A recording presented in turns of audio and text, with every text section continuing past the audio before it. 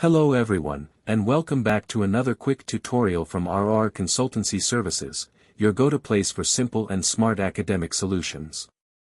In today's video, we'll show you how to insert a page break in Microsoft Word, a great way to start content on a new page without pressing enter multiple times. Let's jump right in.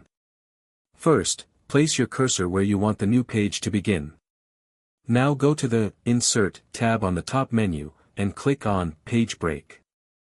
And boom, Word will move the text after your cursor to a new page. Alternatively, you can press Ctrl+Enter on your keyboard, and it'll do the same thing instantly. Page breaks are perfect for separating chapters, headings, or sections in professional documents. And that's it, clean, quick, and efficient. If you found this helpful, don't forget to like the video and subscribe to RR Consultancy Services for more fast academic productivity tips. Thanks for watching, and see you in the next one.